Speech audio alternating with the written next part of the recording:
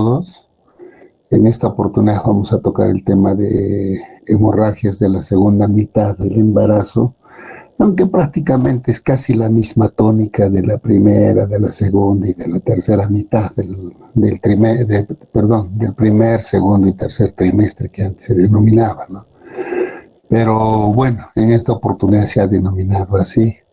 Y obviamente vamos a tratarlo y reflejar de esa manera el conocimiento que se quiere traslucir a través de este tema. ¿Por qué de las 22 semanas? ¿Y por qué no antes, no? Obviamente que de las 22 semanas en algunas bibliografías está considerado aborto. Y el aborto es en algunas bibliografías está considerada hasta las 20 semanas y en otras hasta las 22 semanas. Y con un bebé que pese menos de 500 gramos. Y más de 22 semanas ya vemos pues de que efectivamente, digamos, hay mayor viabilidad o mayor posibilidad de disminuir la morbimortalidad en el recién nacido, principalmente, ¿no? Entonces, cuando nosotros queremos hablar de lo que es hemorragia en la gestación mayor de 22 semanas, tenemos que hablar principalmente de 3 patologías, 4 patologías principales. Placenta previa, desprendimiento prematuro de placenta, rotura uterina y basa previa. Son básicamente los 4 cuadros clínicos que a nosotros nos indica la gravedad del tipo de cuadro que tiene la paciente y obviamente la necesidad de tomar muchas veces medidas muy rápidas porque son cuadros de presentación muchas veces inesperada, en forma inoportuna en algunos casos, hay veces de madrugada, donde la paciente pues amanece con un charco de sangre y de pronto crea un tremendo susto a la familia, ¿no? Tal es el caso de la placenta previa, como vamos a pasar a continuación a describirla. Entonces se entiende por placenta previa a la implantación de la placenta en el segmento inferior uterino, pudiendo llegar a anteponerse totalmente a la posición o a la presentación fetal. Ya sabemos que que la presentación fetal es el polo que ofrece el feto al estrecho superior. Como en este caso no tenemos todo el útero, es un corte sagital, acá tenemos la vagina y tenemos la placenta prácticamente totalmente oclusiva que ocupa, es una placenta inferior antero-posterior, con un cruce prácticamente en la parte que comunica con la vagina. O sea, prácticamente se antepone al feto. La hemorragia genital provocada puede llegar a ser en ocasiones extremadamente grave, llevando a la madre a un estado de shock hipovolémico en pocos minutos. Este tipo de hemorragia generalmente pues, se presenta en las 28, en las 30 semanas, pero ya la paciente, si nosotros escudriñamos un poquito en la historia clínica de la paciente, probablemente ella nos refiera de que ha estado presentando sangrados escasos, sangrados de tanto en tanto, pero sangrados que se cohibían, sangrados que eran pasajeros, sangrados que de alguna otra manera presentaban pero desaparecían. Entonces, en este sentido, este tipo de sangrados que observamos en la paciente son, digamos, pasajeros y normalmente tienen una característica. Si bien es cierto, o puede en un inicio alarmarnos tremendamente, pero generalmente son pacientes, son sangrados que se controlan por sí mismos. Dejamos a la paciente con en un reposo absoluto, le controlamos si hay dinámica uterina o no la hay, y de acuerdo a eso vamos actuando. Por supuesto, desde el punto de vista clínico, ya en lo que se llama historia clínica, hemos visto que si no tenemos nosotros muchas veces confiados en la capacidad y en la experiencia que tenemos, nos mandamos de frente y hacemos un tacto vaginal. Pero si no tenemos la destreza suficiente, mejor coloquemos un espéculo. Y si vemos ahí el colchón placentario o vemos cotiledones, obviamente el diagnóstico ya está hecho. Porque si no tenemos la destreza para poder hacer un tacto vaginal y estamos hurgando ahí, entonces lo más probable es que provoquemos un tremendo desastre desde el punto de vista obstétrico, y el sangrado de lo que era poco se vuelva moderado e inclusive masivo.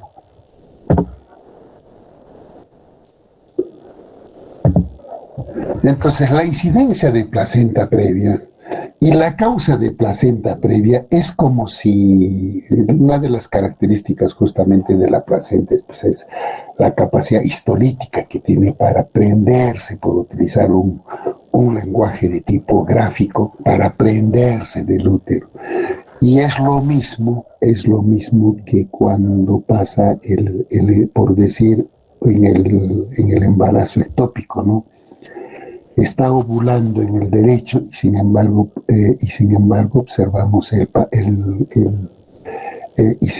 observamos un embarazo ectópico en el lado izquierdo. Entonces esto se debe generalmente a una hipermigración de lo que denominamos huevo, ¿no? La conjunción entre el óvulo y el espermatozoide. Y en este caso, prácticamente cuando ya no se ha prendido a la parte del endometrio, al endometrio que es de tipo secretor, que tiene glándulas endometriales tortuosas, ricas en glucógeno, abundante vascularización, cuando no se ha podido prender adecuadamente, ya se está por perder el huevo, es justamente donde se implanta. Y hay producto de ello es la placenta previa.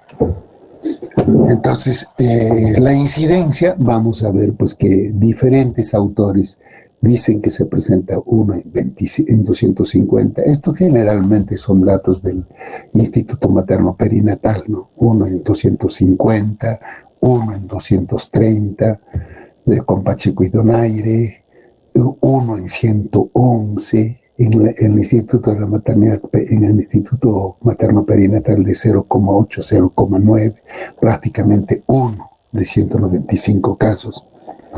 Y también tenemos que esto se produce pues en grandes multíparas. La tasa puede llegar al 5% y en las nulíparas al 0,2%.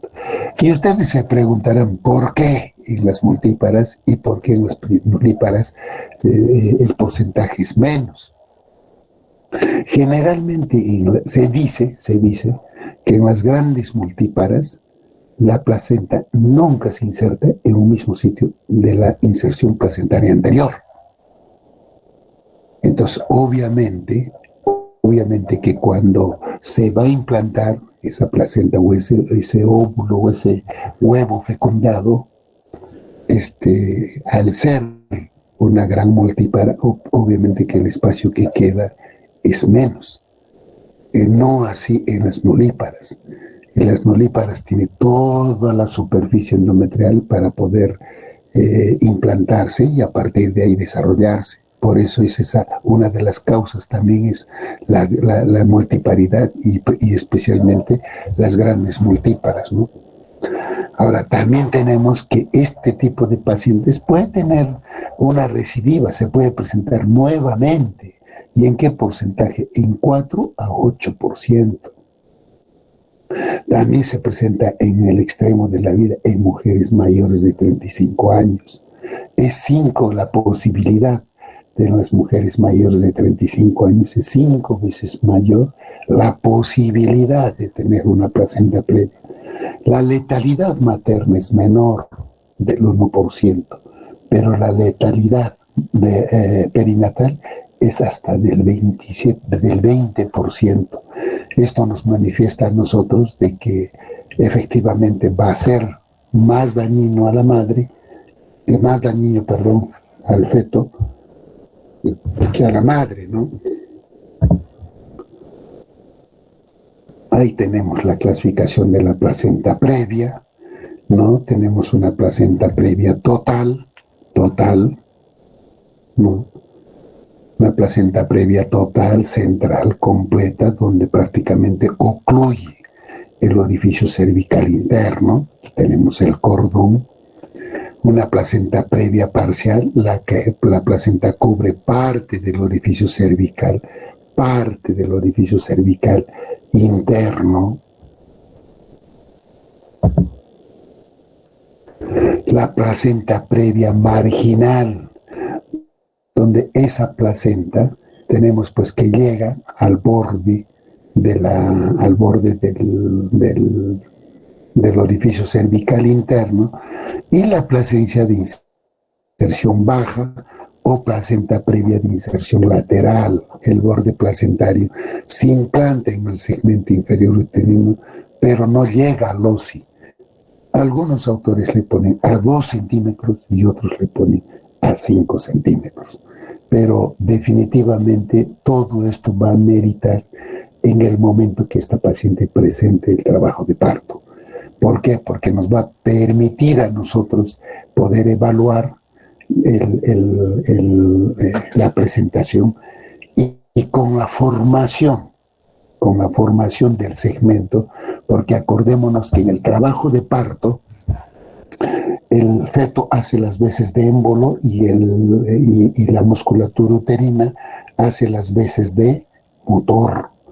Entonces, cuando las contracciones uterinas vienen acá y el feto hace las veces de émbolo para poder salir a través del canal vaginal, obviamente se va a producir lo que se denomina pues segmento. Y el segmento se va a elongar, va a crecer, va a aumentar de tamaño.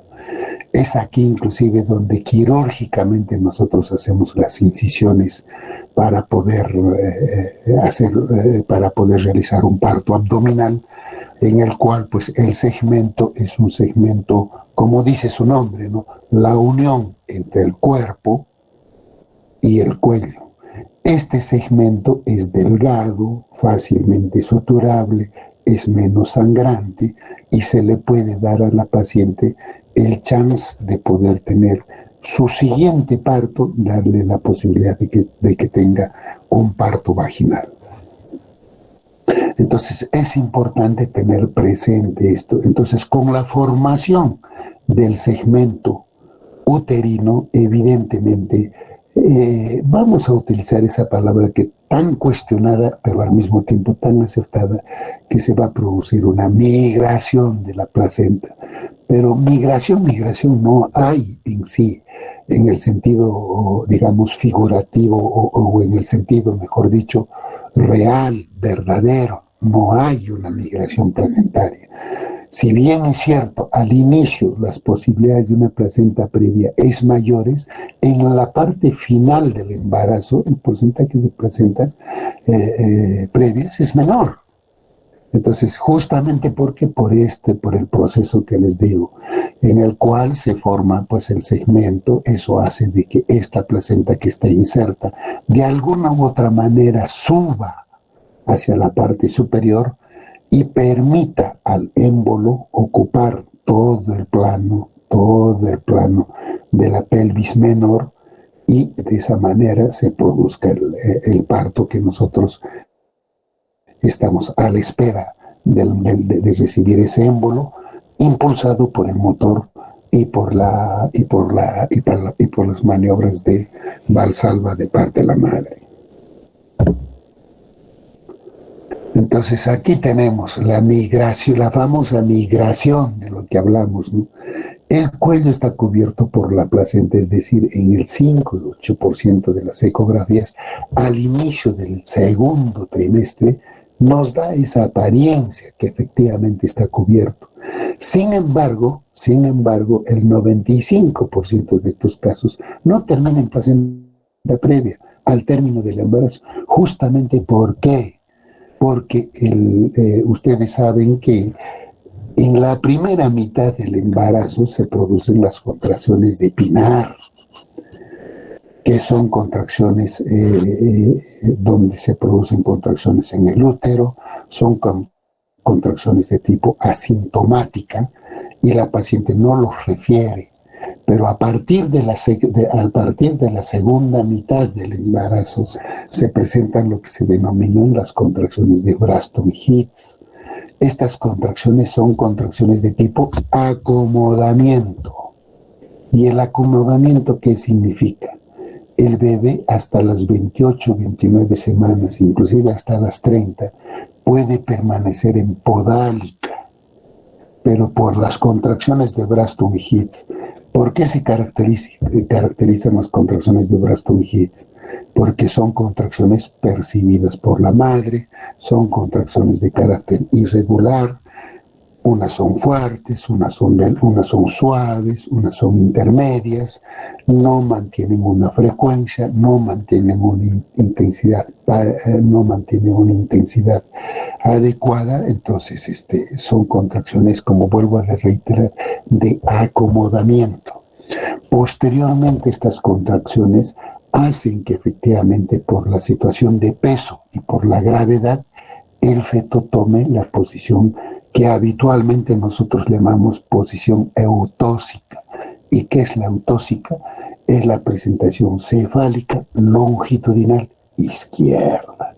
La derecha no es eutóxico, porque ya lo hemos manifestado que el diámetro oblicuo izquierdo no es 1/2 centímetro más grande que el derecho.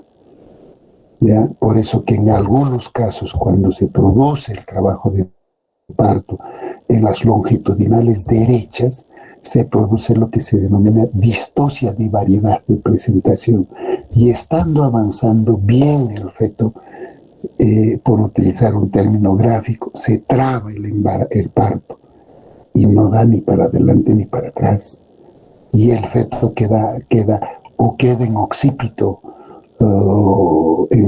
ilíaco derecho o en occipito ilíaco anterior derecho y no rota al occipito púbico y por lo tanto no se va a producir lo que es el parto y se va a trabar ahí y vamos a tener que ingresar a sala de operaciones para poder terminar el embarazo, y esto se entra con el diagnóstico de gestación a término, 2 puntos, embarazo de alto riesgo, 2 puntos, trabajo de parto disfuncional, 2 puntos, distosia de variedad de presentación, ilíaca derecha persistente.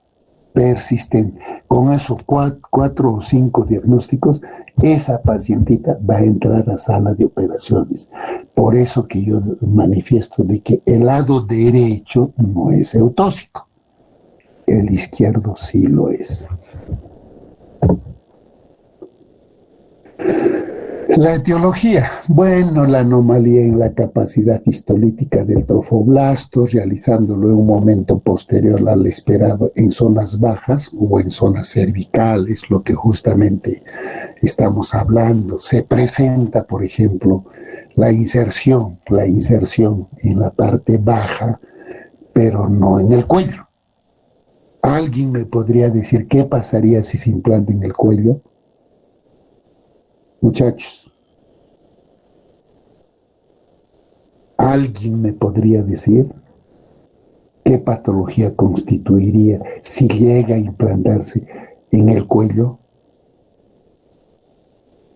Un embarazo cervical, un embarazo ectópico. Y ese embarazo ectópico no va a llegar a término. ¿Por qué? Porque en las fibras, la anatomía histológica del cuerpo es totalmente distinta a la anatomía cervical y se va a perder ese embarazo y va a haber un sangrado abundante que inclusive muchas veces conduce a una histerectomía.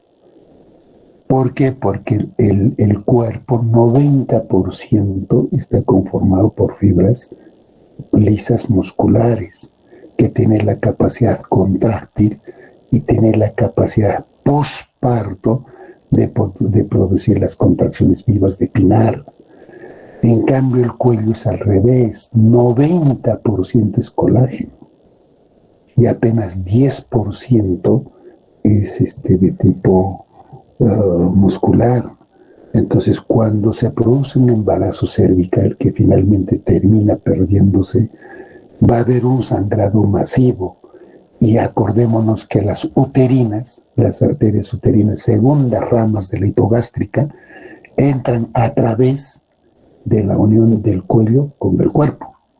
Y ahí se dividen en una rama ascendente y una rama descendente.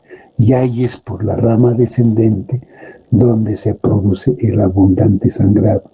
Y hay veces terminamos haciéndole una histerectomía y nosotros terminamos haciéndole una histerectomía y nosotros de alguna forma aquí en el cuello ya vemos, hay veces le colocamos una sonda Foley, lo inflamos, la sonda Foley abarca puede soportar hasta 45 centímetros cúbicos de agua y hace un proceso de contracción y de esa manera nos evita pues hacer una histerectomía abdominal ante un embarazo ectópico cervical.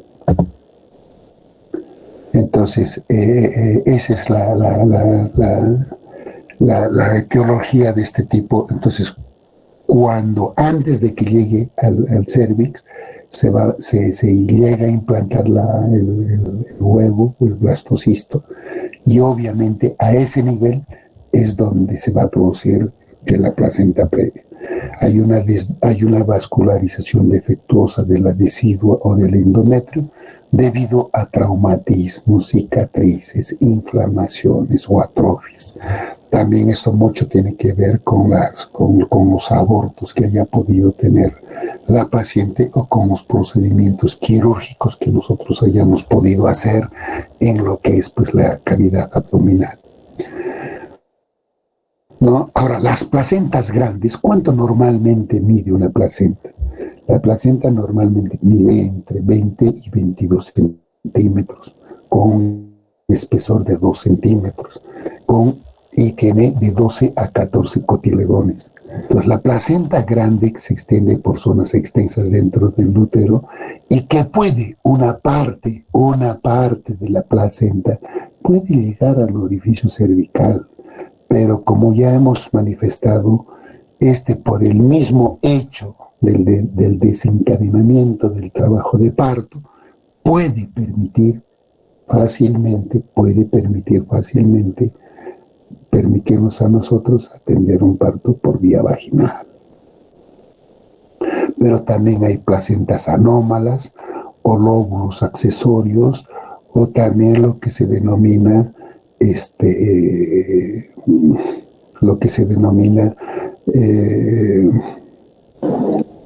lóbulos placentarios en exceso, liberados de la parte placentaria en general, entonces de la torta placentaria. Entonces eso también nos puede producir sangrados en exceso, y eso hay que tenerlo siempre en cuenta. Factores de riesgo asociados. ¿Qué es lo que más nos va a llamar la atención en este caso? Antecedentes de cesáreas, antecedentes de legrados.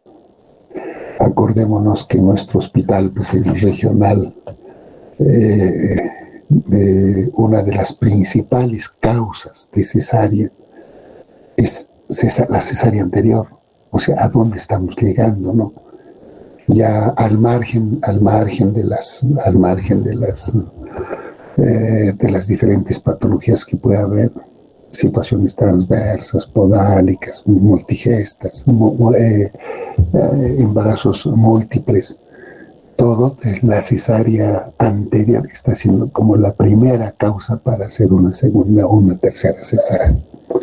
Antecedentes de legrados, siempre todo tipo de procedimiento intracavitario siempre va a dejar un proceso de tipo cicatrizal. Edad mayor de 35 años. La multiparidad, embarazos múltiples, actual, la eritroblastosis fetal, la placenta previa anterior en el embarazo anterior, ya hemos dicho que tiene hasta un 5 a 7 veces de recidiva de este tipo de patología. Y el diagnóstico, pues evidentemente el diagnóstico contundente se hace mediante el uso de la ecografía, que tiene un 98% de sensibilidad. El hecho clínico más característico es la aparición brusca de metrorragia indolora en gestación mayor de 22 semanas. Y este hecho, este tipo de característica que tiene, es el más común. Generalmente la mujer de pronto está descansando, obviamente que no ha habido relaciones sexuales, y de pronto se despierta y siente que le está bajando sangre, ¿no? ¿Qué características tiene la placenta previa? Sangre de tipo rojo rutilante, indoloro, sin contracciones y evidentemente sin alteraciones en los latidos cardíacos del bebé, que en eso vamos a incidir en el diagnóstico diferencial con el desprendimiento prematuro de placenta. Pero la característica es esta. El hecho clínico más característico es la aparición brusca de una metrorragia indolora en una gestación mayor de 22 semanas. Esa es la característica y así es como se presenta en la gran mayoría de los casos. Pero también hay que reconocer que en la gran mayoría, con el reposo, con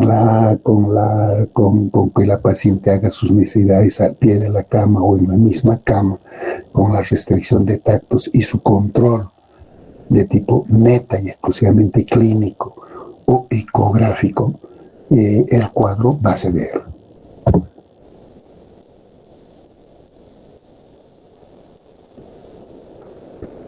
Entonces, bases para el diagnóstico, vamos a tener pues un sangrado vía vaginal en manchas durante el primer y segundo trimestre, o sea, ya existe ese antecedente, inclusive generalmente son poscoitales.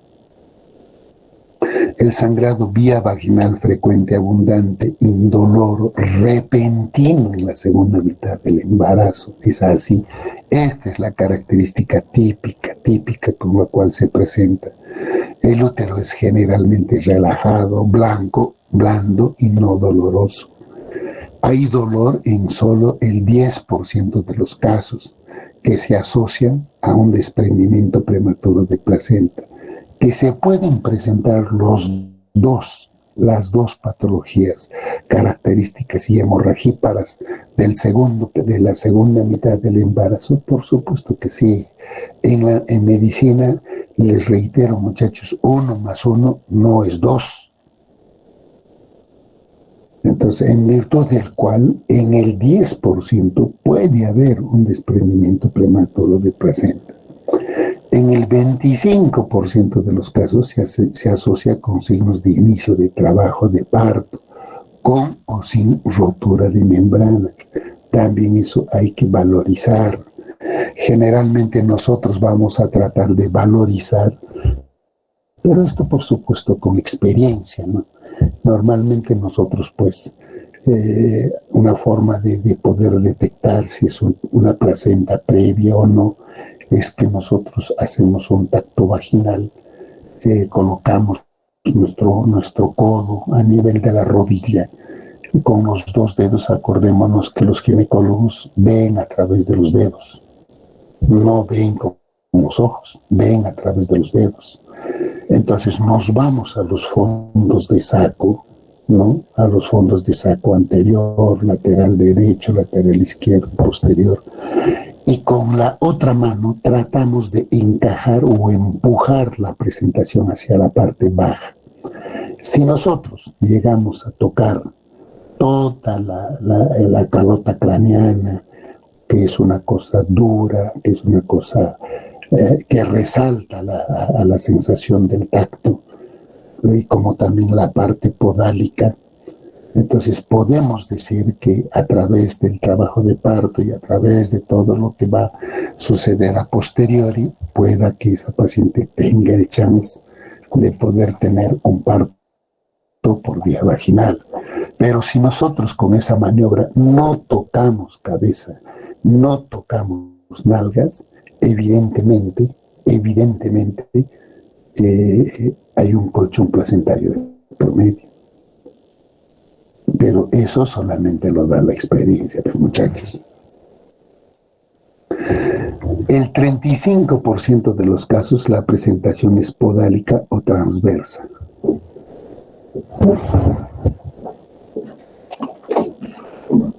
¿Y por qué nosotros decimos que es eso? Alguien podría decir decir alguna opinión. Miren, muchachos, cuando nosotros damos una clase, nosotros no tenemos ningún tipo de inconveniente de lo que nos pare en la clase si no han entendido o tienen algún interrogante, porque lo que nosotros queremos es que si hay alguna duda nos paren, nos pregunten, incidan un poco más en lo manifestado y aclaramos las dudas, porque ese es el objetivo. No deben de quedar dudas o no deben de quedar interrogantes en el tintero. Y aquí lo que tenemos que hacer es preguntar. Yo no me voy a amargar, yo les voy a absorber la pregunta y continuamos. Así que en ese aspecto, por favor, si tienen alguna duda, díganmelo. Y si yo hago una pregunta, ustedes digan su parecer. Por más que se equivoquen, todos nos hemos equivocado. Y eso no se llama equivocación, se llama experiencia. Solamente Dios y los imbéciles nunca se han equivocado. Y si nosotros hablamos de tiempo, de experiencia y demás cosas, justamente por eso, porque nos hemos equivocado, porque de nuestras equivocaciones aprendemos. Pero por supuesto en esta vida la regla que dice, tratemos siempre de equivocarnos lo menos posible y no en la misma patología, ¿no? Esa es la regla.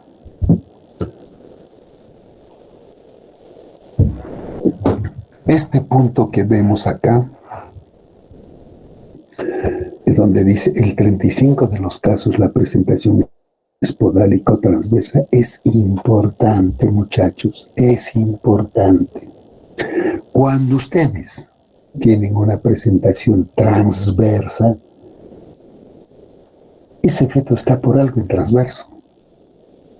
Nosotros, ¿cómo definimos la presentación?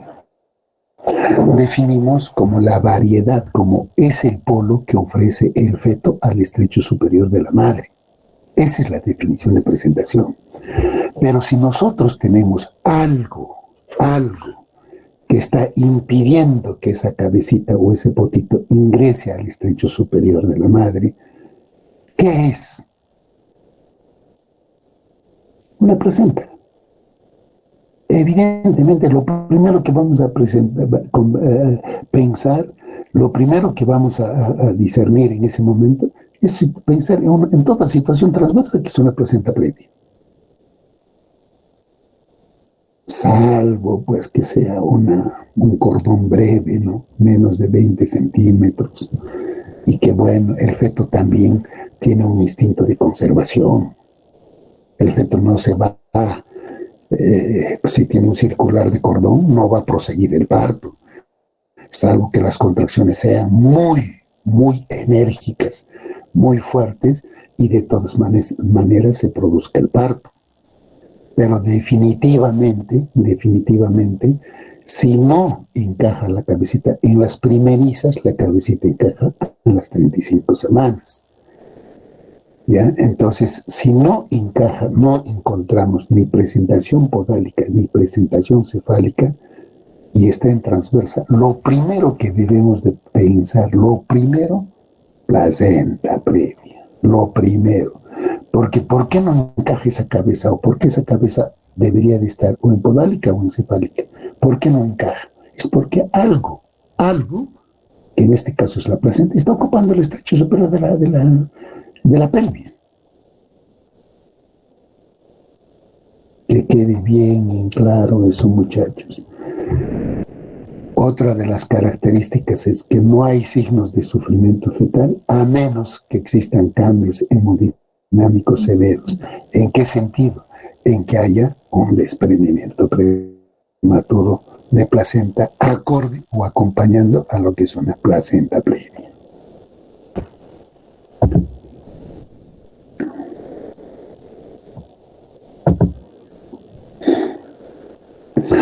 Hemos hecho ya el diagnóstico, tenemos una placenta previa, no tenemos la capacidad de poder discernir qué es, pero tenemos que hacer algo.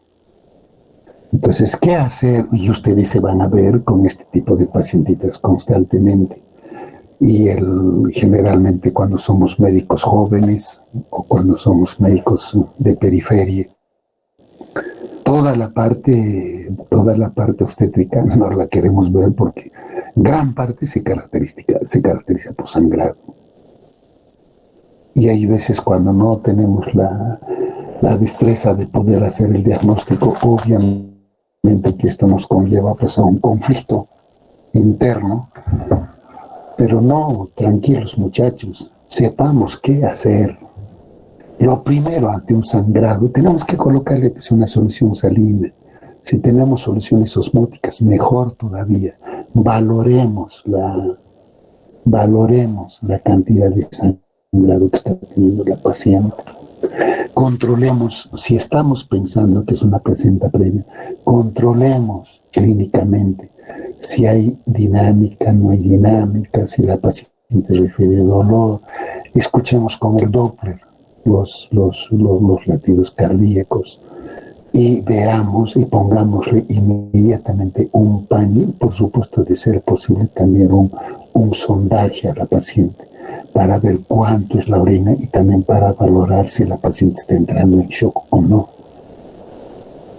Hay que indicarle un reposo absoluto con elevación de las piernas sobre el nivel de la cabeza, que es la posición del lembo. Monitoreo de las funciones vitales y obstétricas. Monitorizar todas las funciones de la madre. Ver presión arterial, pulso, frecuencia cardíaca. Y ese es desde el aspecto general, frecuencia respiratoria, desde el punto de vista general. Pero desde el punto de vista específico, nosotros tenemos que valorar si hay dinámica uterina o no, si hay dolor o no, si hay dinámica. Esta dinámica es progresiva, que está aumentando tanto en frecuencia, en intensidad, en dolor de la paciente. Si no, pondremos un abrigo a la paciente, si hay a liberar las vías aéreas. Si se cuenta con oxígeno, por lo menos unos 6 litros por minuto.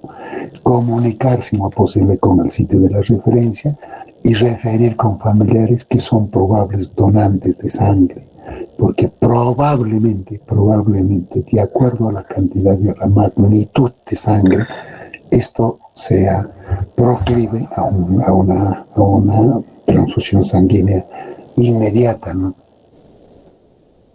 Cuando es inclusive mucho y es tan evidente el sangrado, se comunican con referencia y contrarreferencia, manifiestan de que hay una pacientita que está con una hemorragia de la segunda mitad del embarazo, que hay un sangrado masivo, y muchas veces nosotros hemos tenido que ir con una ambulancia llevando uno o dos unidades de sangre para poder cubrir ese déficit que la paciente está presentando y colocarle ahí subirnos a la ambulancia y ponerle la sangre tan necesaria, porque si no se va a morir la paciente.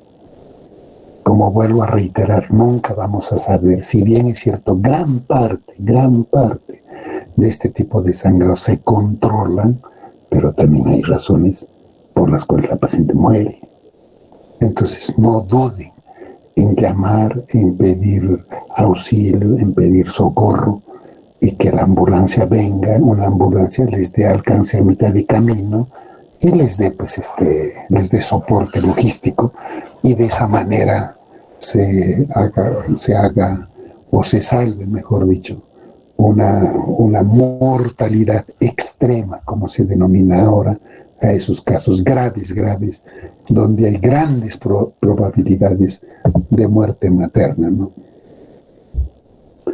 Entonces, la hemorragia severa, vamos a ver, pues pérdidas de más de 500 milímetros, o menos del 30% a 40% de la volemia, hay hipotensión arterial, shock, sufrimiento fetal u óbito fetal. A pesar que dentro de lo que es la fisiología de los cambios hemodinámicos dentro del embarazo, sabemos muy bien pues, que la volemia de la madre aumenta un 50% de la volemia de la madre. Pero la serie roja aumenta pues, un 20 y 30%, razón por la cual se presenta pues, lo que se denomina anemia fisiológica. Entonces, eso ya lo sabemos muy bien que cuando la mujer está embarazada hay que darle su hierro elemental, hay que darle su ácido fólico. Pero a pesar de ello y a pesar de eso, también hay que agregarle que muchas de nuestras pacientitas también son ya anémicas de por sí, son anémicas crónicas. Entonces, este tipo de pérdida de volemia, que a pesar que una mujer puede sangrar hasta 2 litros y medio, y tiene un buen soporte, y prácticamente en la gran mayoría de los casos no pasa nada, pero en algunos tenemos que tener la certeza de tener que hacer algo, porque si no se nos va a morir la paciente.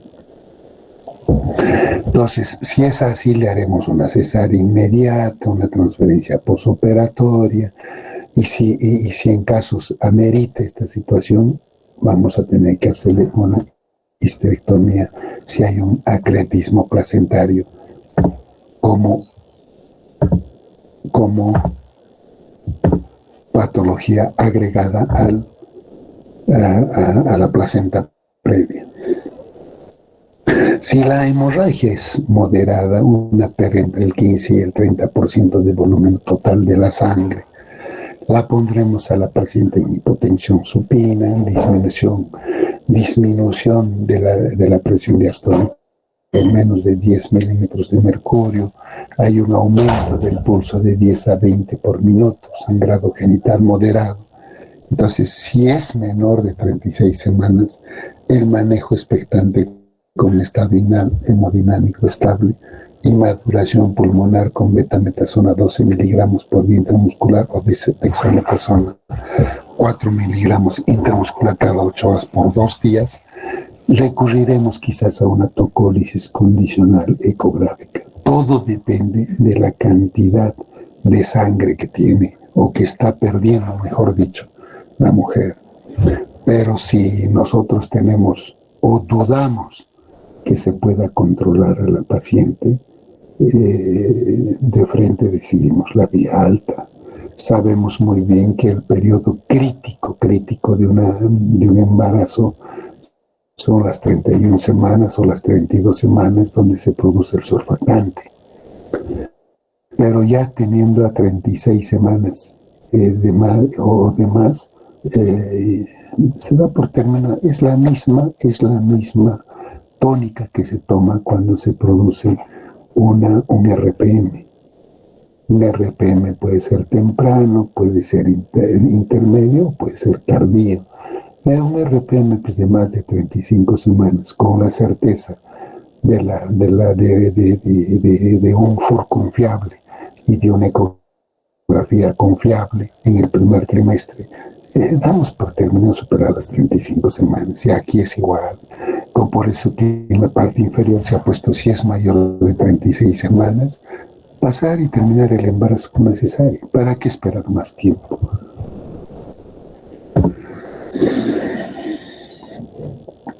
Si es una hemorragia leve asintomática, bueno, observaremos sangrado escaso, no repercusión hemodinámica. El tratamiento, si es menor de 36 semanas, manejo expectante, realizaremos una maduración pulmonar fetal. Ya hemos dicho que la maduración se logra con 12 milímetros de betametasona por 2 días, ¿no? Hoy día y mañana. Su ecografía seriada, su riesgo quirúrgico hay que tener listo para cualquier contingencia que pueda pasar, un perfil de coagulación, depósito de sangre que tenemos que tener a la mano, sangre, porque al final es el producto que nos va a salvar ante cualquier tormenta hemorrágica, y obviamente que es lo que se va a necesitar para poder estabilizar hemodinámicamente a la paciente. Y una cesárea electiva en caso de que cuando compre la paciente de 37 a 38 semanas de embarazo. Generalmente en la gran mayoría es moderada a leve este sangrado, y generalmente se controlan espontáneamente. Entonces, pero también hay que tomar las medidas necesarias, pues, no tactos vaginales, si se va a la casa y hay que hacerle las advertencias del caso, ante cualquier tipo de sangrado venir inmediatamente al hospital, y la proscripción total de relaciones sexuales, ¿no?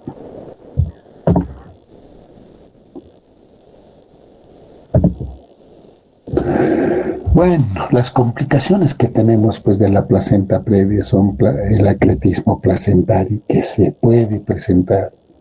Tenemos un retardo del crecimiento intrauterino hasta un 16%. Tenemos malformaciones fetales, ¿no? En 1 de 12 mono. Una basa previa de 1 en 3.000. La basa previa lo vamos a ver más luego, que ya la basa previa es importante porque el sangrado no es de la madre, es del feto. Y con un sangrado, digamos, aparentemente moderado, el feto se muere. Aumento de su inmunización en caso de que haya incompatibilidad RH y complicaciones en el posparto. Acá tenemos una lista pues, de supervivencia, de semanas de embarazo y cuánto ha habido una supervivencia, ¿no? Y una no morbilidad. De 22 semanas, 0 es la supervivencia de la morbilidad igual, y de 35 semanas obviamente es el polo opuesto, ¿no? El desprendimiento prematuro de placenta es la separación accidental, total o parcial de la placenta después de las 22 semanas y antes del tercer periodo de trabajo de parto. ¿Por qué? ¿Por qué sería antes del tercer periodo de trabajo de parto? Muchachos, ¿por qué? A ver, jóvenes, uno de ustedes.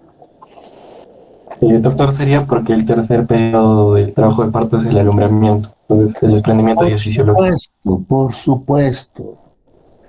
Esa es la respuesta. Si nosotros, el embarazo tiene el parto tiene 3 periodos: borramiento y dilatación, expulsivo y alumbramiento.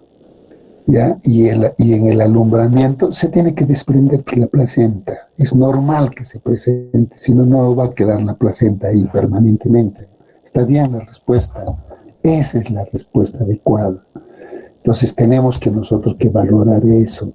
Y muchas veces en algunas bibliografías inclusive se considera el 4.º periodo de trabajo de parto a las 2 primeras horas del puerperio inmediato, ¿Por qué el puerperio inmediato? Porque el puerperio inmediato se caracteriza por una patología neta y exclusivamente de tipo hemorrágica. Dentro de las 2 primeras horas, las pacientes se van a dar cuenta que cuando vayan al hospital, en la parte de centro obstétrico, dan a luz o tienen su parto las madres, y las 2 primeras horas, o sea, pasan a su periodo puerperal inmediato, pero de estas 24 horas que es el puerperio inmediato, las 2 primeras horas son vitales. ¿Por qué? Porque hay que abrirle una hojita de monitoreo en la cual nosotros vamos a poner frecuencia cardíaca, frecuencia respiratoria, temperatura, contracción uterina, las ligaduras vivas de Pinar, si el útero es leñoso o no, y la cantidad de sangrado genital que está teniendo la paciente. Antes los llevaban a las pacientes pues así a las camas y de pronto levantaban la sábana y la paciente estaba muerta. Por eso que esas 2 primeras horas son vitales, y en algunas bibliografías consideran esas 2 primeras horas del puerperio inmediato el 4.º periodo de trabajo de parto. La mortalidad fetal es muy alta en el desprendimiento prematuro de placenta, superior al 15%, y la materna es 3 veces superior a la esperada. O sea, aquí sí hay un riesgo mayor en todo sentido, tanto para la madre como también para el feto, ¿no? De tal manera que la incidencia es pues un desprendimiento cada 55 a 150 partos, o un desprendimiento cada 142 partos, y en la maternidad de Lima está considerada pues de 1.8 a 2% el desprendimiento. O sea, si nosotros tenemos 397 casos, estamos hablando más o menos de 1 en 150 o en 180. La letalidad materna por esta patología es menor que el 1%. La letalidad perinatal es del 20 al 25%. La recidiva es en el 15% de los casos, o sea que nuevamente en el subsiguiente embarazo nuevamente se presente un desprendimiento prematuro de placenta.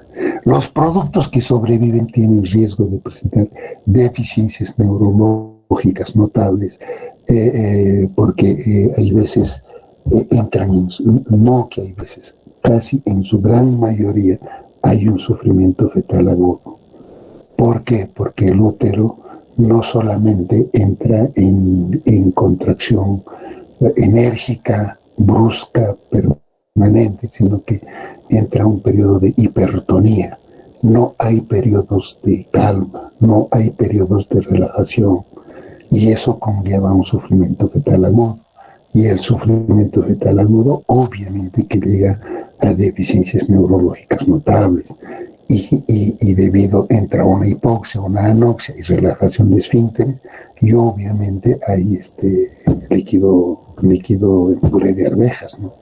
Indicativo que le pone firma y sello a lo que es un sufrimiento fetal agudo. Bueno, la etiología. Se desconoce cuál es la causa primaria, sin embargo se menciona varios mecanismos como probables causas de esta patología.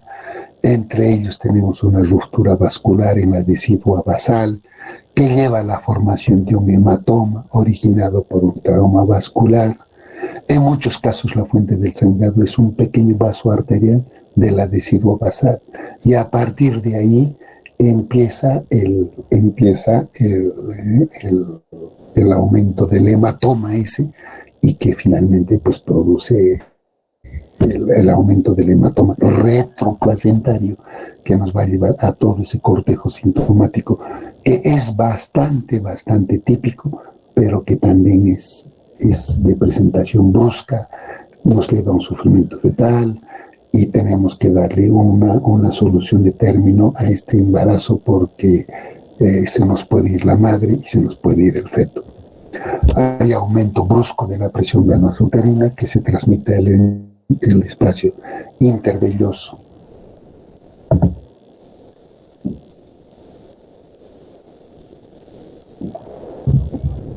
Los factores de riesgo: tenemos multiparidad mayor del 24, incidencia superior a 0.5.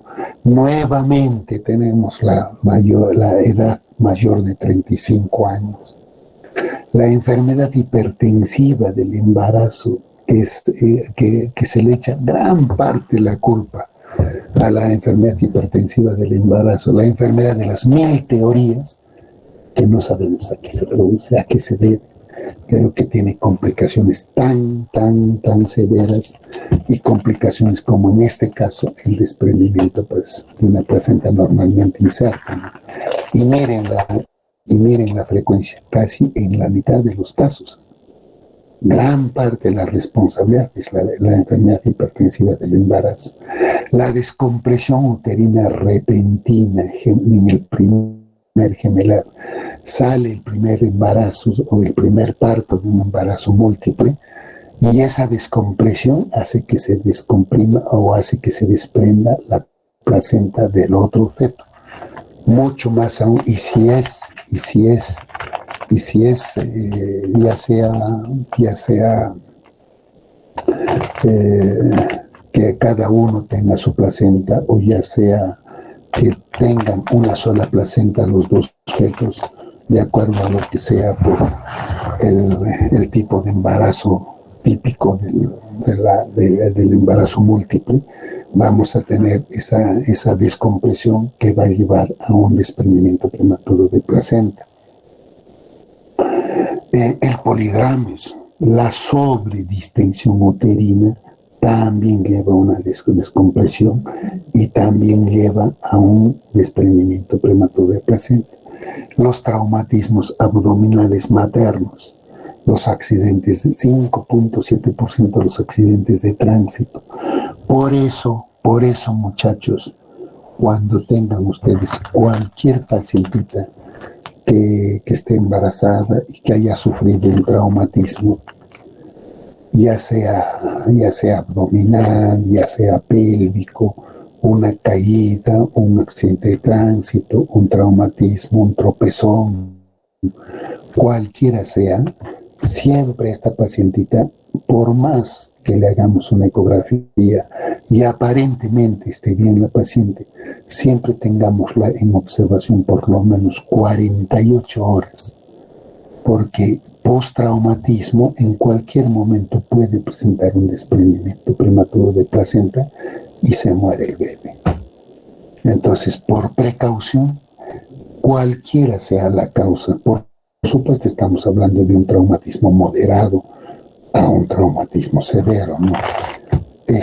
Mantengámosla a la paciente por lo menos unas 48 horas en observación, siempre con una vía para ver si en cualquier momento presenta algún tipo de complicación, como por ejemplo lo que estamos viendo, ¿no? Un desprendimiento prematuro de placenta. También otros factores de riesgo son los cordones umbilicales cortos, poco frecuente, menos de 20 centímetros, anomalías o tumor uterino, útero septado, ¿no? Cuando hay situaciones ya anómalas, morfológicas del útero, una presión sobre la vena cava inferior, que es aumento de la presión en el espacio venoso, que es el efecto Poseiro, en este caso, aumento de la presión venosa a nivel inferior. La deficiencia alimentaria de ácido fólico se discute aún, y la iatrogenia, la versión externa, las maniobras de Christelle, el mal uso de la oxitocina. Hay veces pues nosotros somos muy proclives, hay que reconocerlo con hidalguía, ¿no? Muy proclives a querer hacer versiones externas. Todo tipo de versión externa ya está contraindicado, totalmente está contraindicado. Una presentación, una situación transversal, no la vamos a poner en podálica ni encefálica. Peor todavía si estamos reiterando de que ante una situación transversal vamos a pensar en una placenta previa. sería torpe de nosotros, de parte nuestra, actuar y querer hacer una versión externa y poner la cabecita ahí. Sería una torpeza nuestra si actuamos de esa manera. El Christeller, el famoso Christeller, cuando la paciente ya entra en agotamiento del motor uterino y tanto de la maniobra de Valsalva, ya no tiene las fuerzas suficientes, peor todavía, se está durmiendo, porque toda la noche o todo el día se ha pasado en ese estado. Obviamente que hacemos el Christeller y bueno, vamos a llevar también desprendimiento, ¿no? El mal uso de la oxitocina, ese tipo de oxitocina que nosotros utilizamos muchas veces para poder producir un trabajo de parto, o cuando hay una hipotonía uterina, o cuando hay también en la hipertonía, digamos, paradójicamente se utiliza la oxitocina, paradójicamente, pero lamentablemente como efecto adverso, como efecto, ¿qué diríamos? Como un efecto paradójico, nos da hipotonía y nos da sangrado genital abundante.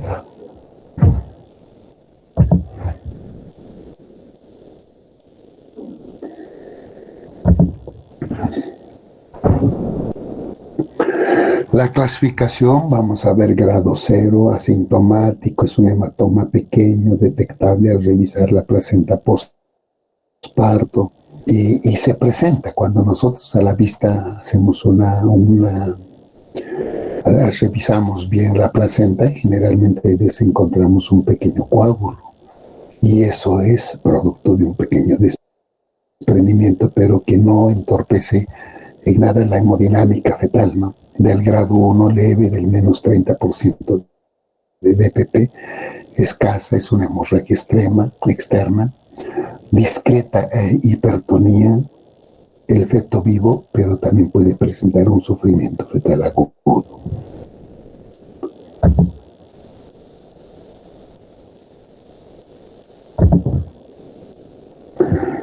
El grado moderado, de 30 al 50% de DPP, donde se presenta una tetanía uterina, o sea, hay una marcada hipertonía.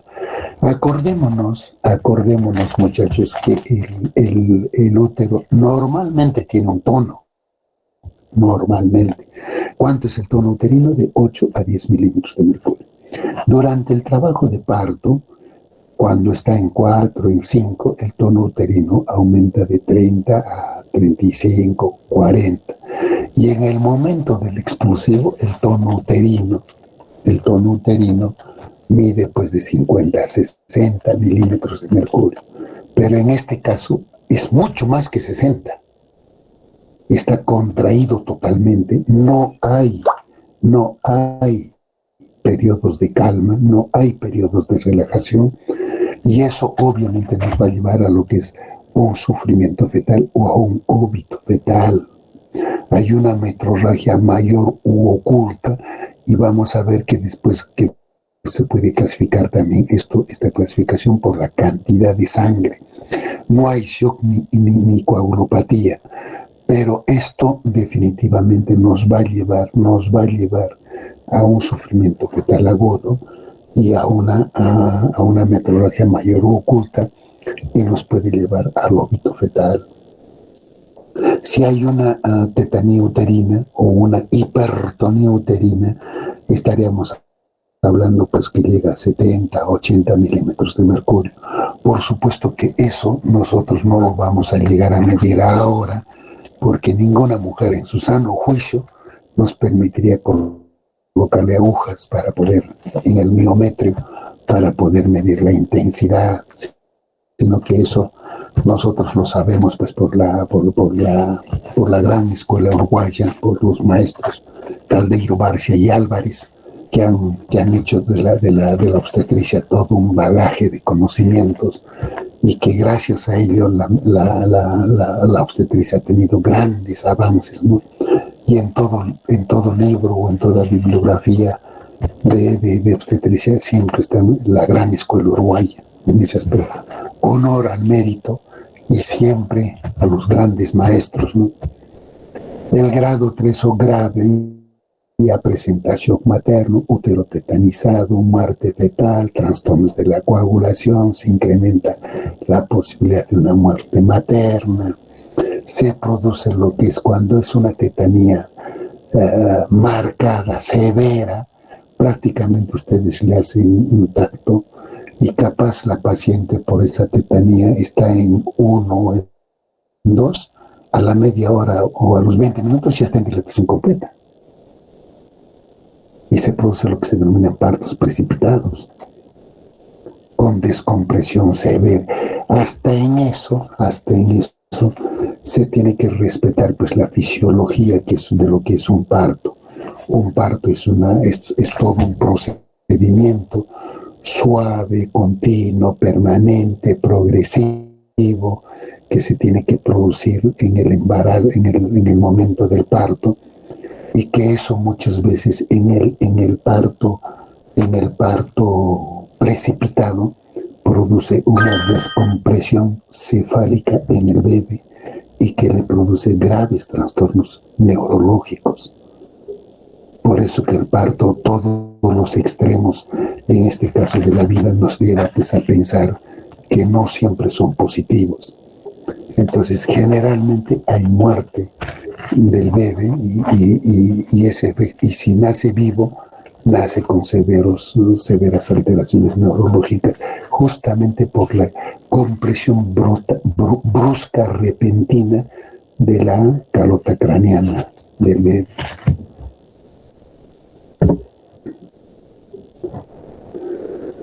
Solamente quería hacer hincapié en que también este tipo de desprendimiento placentario muchas veces se califica por la cantidad de sangre que hay. Hay veces se califica como leve cuando la pérdida de sangre es de 100 centímetros, moderada cuando la pérdida de sangre es de entre 100 y 500 centímetros y severa cuando es más de 500 centímetros. El problema o el gran problema es que esto no es una cosa fidedigna, ¿Por qué? Porque puede haber un sangrado oculto aquí. No se abre la membrana y de pronto la placenta, normalmente, ¿dónde se inserta la placenta? Normalmente la placenta es anteroposterior, fondo anteroposterior, o sea, en el fondo y en la parte anterior y en la parte posterior del útero. Y acá abajo se encuentra el bebé o el feto, ¿no? Entonces, normalmente hay veces se tiene que decolar la membrana corioamniótica para que esa sangre fluya, aquí hay un desprendimiento, fluya, y nosotros podamos hacer una valoración real de lo que es el embarazo, de lo que es el desprendimiento prematuro de placenta. Pero muchas veces esta membrana no se abre y por ende no deja paso a que la sangre se exteriorice por vía externa, por vía vaginal. Entonces esta cantidad de sangre se va acumulando acá y haciendo la paradoja de que esto está en el fondo, el contenido sanguíneo se está acumulándose aquí, ¿no? Normalmente, vuelvo a reiterar, es fondo corporal, anteroposterior la inserción de la placenta, y normalmente nosotros no podemos valorar la cantidad de sangrado, pero sin embargo tenemos todo el cortejo sintomático de un útero tetánico, alteraciones en los latidos cardíacos del feto, signos de sufrimiento fetal agudo, sin problemas de coagulación intravascular diseminada, una palidez marcada de la paciente, y de pronto nosotros nos hacemos la gran pregunta: ¿qué pasa con esta paciente? ¿Por qué se está poniéndose mal si no sangra? Pero si nosotros somos un poquito meticulosos, vamos a ver que ese sangrado, si nosotros le hacemos una medida del suprapubis al fondo al fondo uterino, si nosotros le hacemos una medida al fondo uterino, seguramente si esa paciente ha entrado con 30, con 32 de altura uterina, seguramente si nosotros somos un poco minuciosos, vamos a encontrar la altura uterina de 32, vamos a encontrar una altura uterina de 36, 38 centímetros. Está habiendo un sangrado oculto, está habiendo un sangrado que está desprendiendo el total de la placenta y probablemente vamos a ver que la paciente está bien venida menos. Tiene un útero tetánico, tiene un dolor marcado, la paciente se queja de un dolor extremo, de un dolor en puñalada, acá se queja, grita la paciente, tenemos un sufrimiento fetal agudo, si no es un óbito fetal.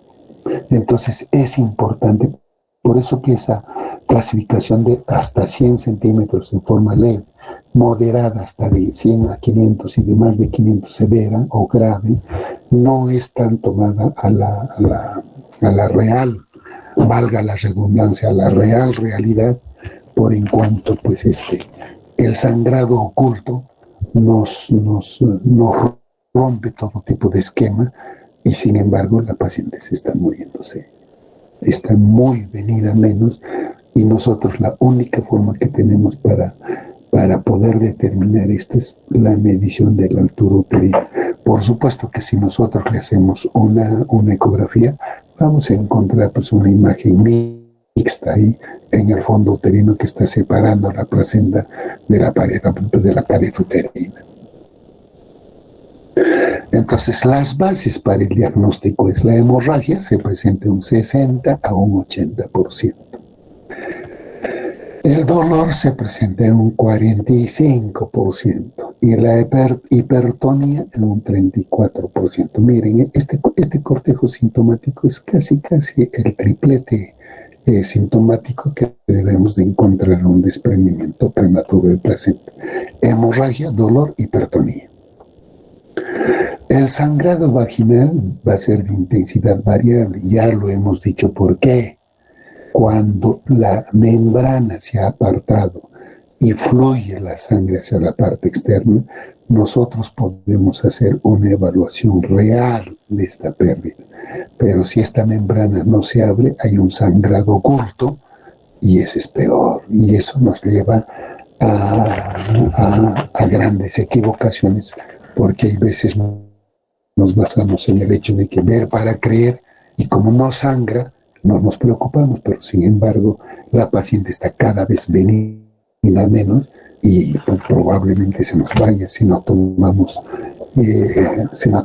las medidas correctivas necesarias.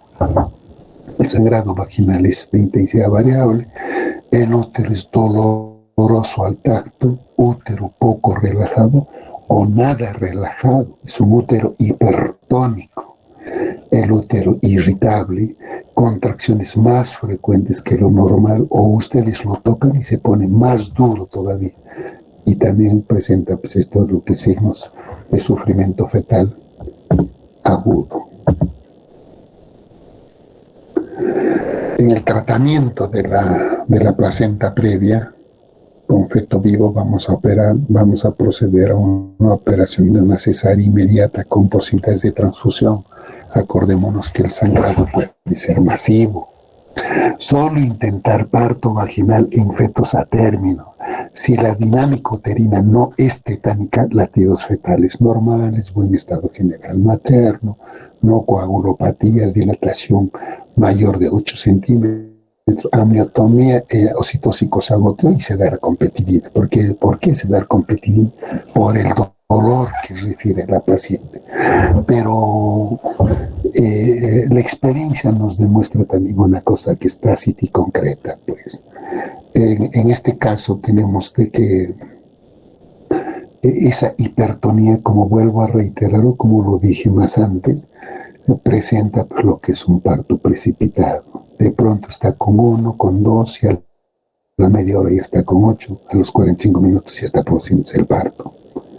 Entonces, ese hecho hace de que hay veces tomemos una actitud, digamos, entre paréntesis, conservadora, o lo que se denomina con una dinámica en estatus armado, ¿no? Actuar con una cesárea frente a un agravamiento de de la paciente.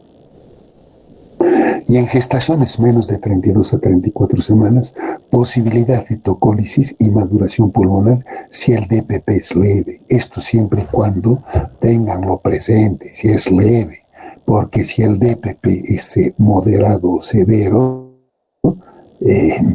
sería una torpeza de parte nuestra realizar una tocólisis y hacer una maduración pulmonar. Se nos va a ir la paciente, se nos va a ir el bebé y se nos va a ir la paciente.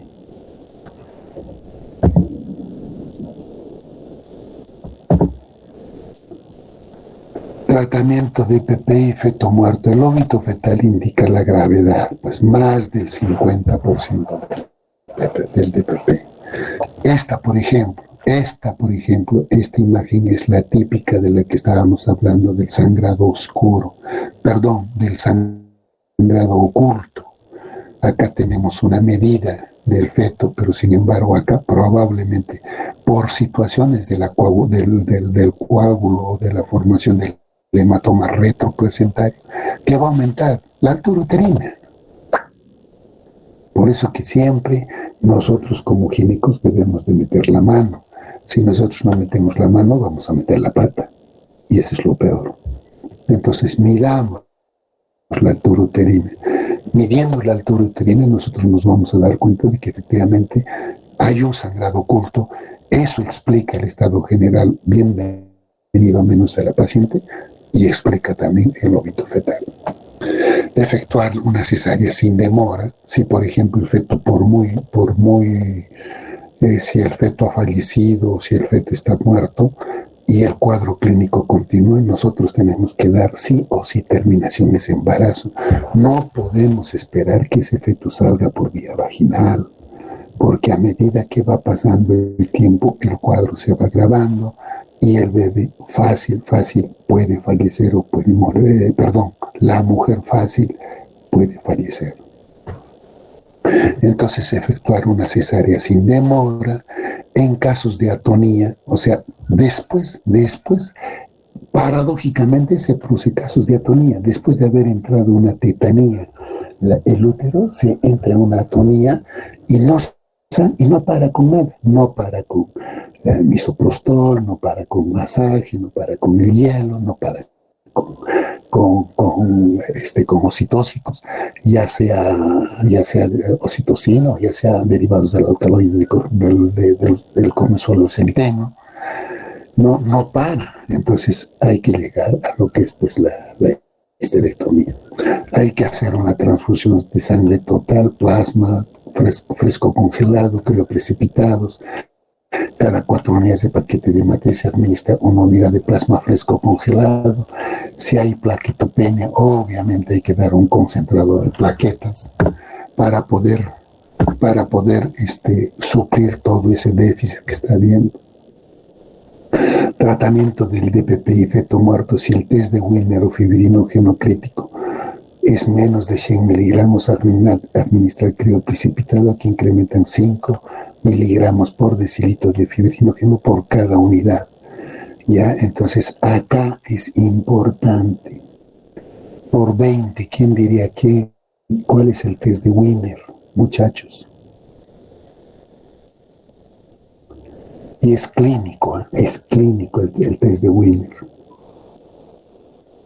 Y es para hacerlo en periferia. Bueno, que quede como una tarea, doctorita. Test de Wiener. Si hay oligoanoria, forzar la diuresis con furosemida o manitol, porque va a haber un proceso de shock hemodinámico o shock hipovolímico, y obviamente tenemos que forzar, porque si no puede entrar ese riñón, puede entrar insuficiencia renal aguda.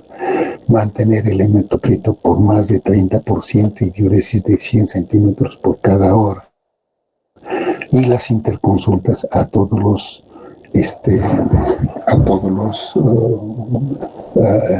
el tratamiento multidisciplinario que se debe de dar, y principalmente a UCI, pues.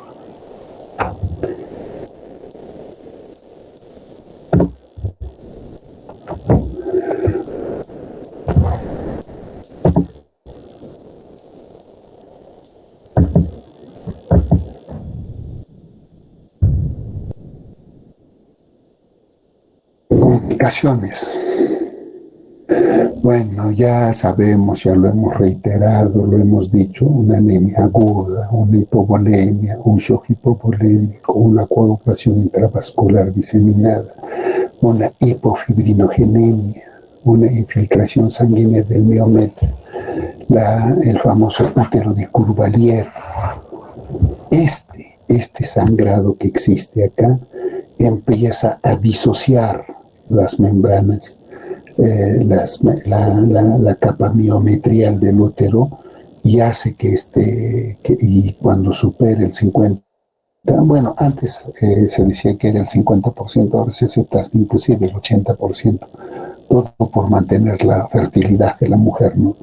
Porque si era el 50% el útero de Courvalier, quiere decir que esta sangre ha disociado las fibras musculares y esta capa o este útero pierde su capacidad contráctil, no se puede contraer, en virtud del cual este útero, si bien es cierto, nosotros hemos procedido a la exéresis del feto, a la exéresis de la placenta, a la exéresis del hematoma, va a producir lo que se denomina una atonía uterina.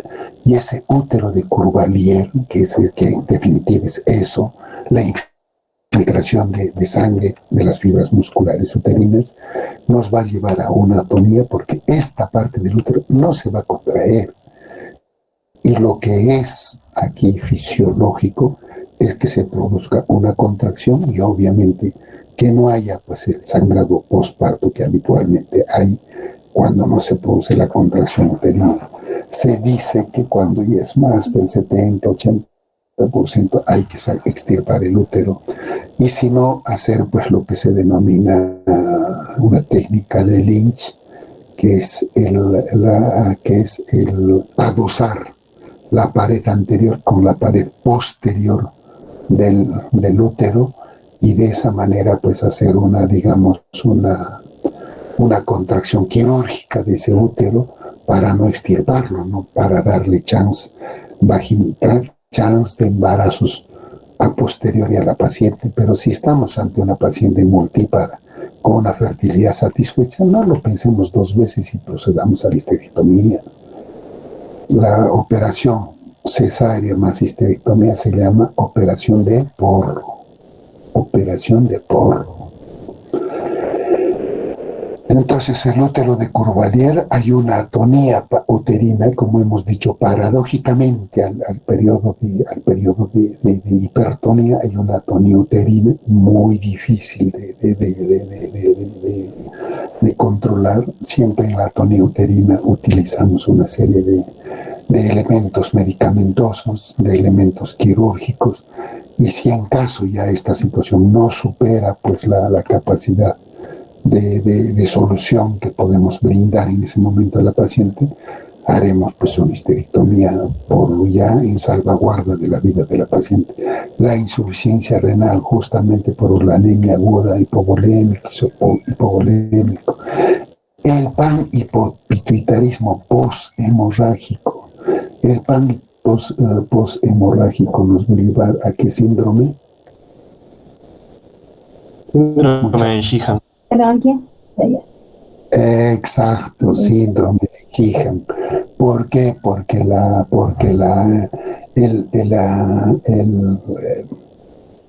adenohipófisis tiene anatómicamente hablando, tiene una vascularización terminal, no tiene colaterales. Y el hecho de que haya una hipoperfusión a nivel cerebral produce una contracción en la arteria y nos lleva a un panhipopituitarismo que nos va a llevar a un síndrome de Sheehan que se caracteriza por amenorrea, galactorrea, muerte fetal intraútero y también muerte pues, de la paciente, muerte de la madre, ¿no? Bueno, aquí tenemos pues la hemorragia mayor de 22 semanas, cómo se ha producido, en cuánto estos son generalmente datos de la maternidad de Lima, en cuántos han terminado o qué porcentajes han terminado, ¿no? por vía vaginal, por vía cesárea en total. Igualmente, de acuerdo al grupo etario, miren la edad de embarazo que tiene, miren la cantidad de pacientes que hay. Por supuesto que esta es la edad donde más, por la misma frecuencia y donde más se produce el embarazo, ¿no? Pero no descartemos y no perdamos la mirada al primer grupo. ¿Cuántas pacientes con DPP y con placenta previa se han salvado o han terminado en lo que es una complicación, ¿no? Igualmente la hemorragia aquí, de acuerdo al grupo etario y qué es lo que de acuerdo a la edad de las pacientes. Aquí tenemos también una del Instituto Materno Perinatal, una placenta previa por parto vaginal, cuántas han terminado, por cesárea, qué porcentaje, 97%.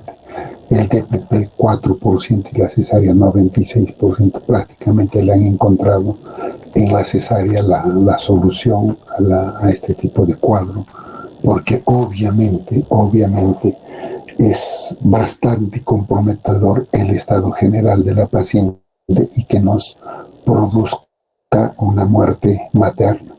Dicho sea de paso, hay que recalcar que cuando se produce una muerte materna, inmediatamente al día siguiente se produce una reunión del comité del comité de mortalidad materna, donde participa el director y todo, y se evalúa donde hubo las fallas, quizás desde el punto de vista administrativo, quizás desde el punto de vista no punitivo, pero en algunos casos llega a ser la parte punitiva, y eso es lo peor. Por eso hay que tratar de evitar eso, porque creo que a nadie se le desea un problema judicial de esta magnitud. Igualmente la paridad, cuántos si han sido nulíparas, si han tenido hijos, o han sido grandes multíparas, qué cantidad han presentado placenta previa y el DPP. Igual de acuerdo al peso del recién nacido, cuántos niños han nacido con DPP y de la placenta previa de igual manera. Generalmente a mayor edad gestacional, a mayor peso del paciente, obviamente la sobrevida es mucho mejor.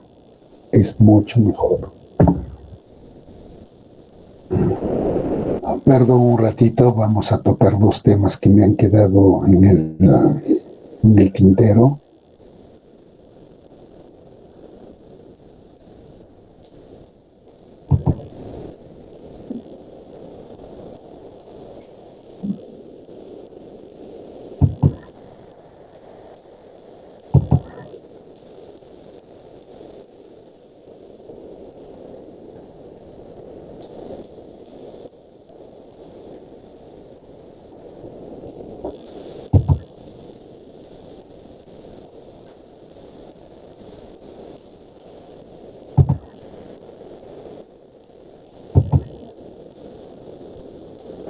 Mientras el doctor va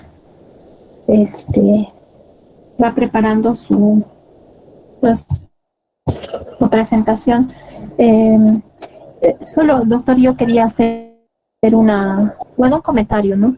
Cuando usted mencionó sobre la placenta previa y el DPP, bueno, algunas bibliografías dicen, ¿no?, que no se pueden presentar juntas porque por la propia definición del desprendimiento prematuro de placenta, ¿no? Dice, el DPP es en una placenta normoinserta y la placenta previa pues no es normoinserta. Entonces, por ahí el término de que quizá DPP y placenta previa no van juntas, ¿no? Pero como usted dice, es cierto, ¿no? En medicina 1 más 1 nunca es 2, ¿no? Entonces, que se pueda presentar es bastante raro, ¿no? La incidencia es muy poca, tal vez, ¿no? Entonces, ahí el diagnóstico tal vez también va a ser un tanto más difícil al poder determinar si ese sangrado es por la placenta previa o es por un DPP en una placenta previa, ¿no?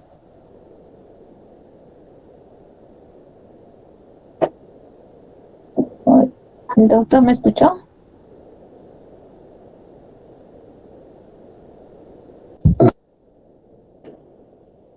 Pero siempre hay que tenerlo en cuenta. Un ratito Sí. voy a ponerlo, ¿no? Bien. Bien. Me faltan todavía dos temas al doctor. Bueno, muchas gracias ante todo por su presentación de hoy, doctor. Muchas gracias. Nos estaría faltando, bueno, felizmente tenemos todavía tiempo, basa previa, ¿no? Ahí está. Sí. Ya, doctor. ¿Aló? ¿Me escuchan? Sí, doctor, sí. Ya. Entonces había que tocar lo que es basa previa. La basa previa, esta patología es bastante importante tratar de determinar porque ya no es un sangrado materno, sino es el sangrado fetal. Como dicen, esta patología existe una inserción del cordón umbilical de la bolsa amniótica y generalmente se produce en la inserción de tipo velamentosa. ¿Qué quiere decir eso? Donde los vasos cruzan o están en la parte de las membranas de los anexos fetales y hay una inserción a nivel de la placenta y justamente pues en este tipo de inserción la presentación está en la parte intermedia y los vasos se posicionan por delante del feto y a la hora de la amniorexis, ya sea esta amniorexis artificial o natural o espontánea, se produce una rotura de los vasos umbilicales. Y aquí lo tenemos, ¿no? Donde la placenta velamentosa, acá está teniendo, ¿no es cierto? Los vasos están cruzando y acá tenemos el cordón umbilical. Por aquí se va a presentar la cabeza fetal y obviamente va a producir una ruptura de vasos, una hemorragia, donde realmente se va a producir lo que es la basa previa, pues. Ya acá tenemos la placenta, acá tenemos los vasos y acá tenemos el cordón umbilical. Entonces, lo que va a sangrar acá no es definitivamente los vasos de la madre, sino lo que va a sangrar es los vasos fetales. Y en este caso, ¿cuánto es la volemia de un feto? La volemia de un feto es 280 más o menos, 280, 290 centímetros cúbicos. ¿Cuánto es en cantidad eso? Si nosotros agarramos un vaso intermedio, esa es toda la volemia.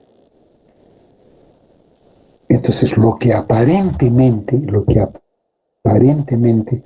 es un sangrado, digamos, moderado de la paciente, lo que aparentemente es un sangrado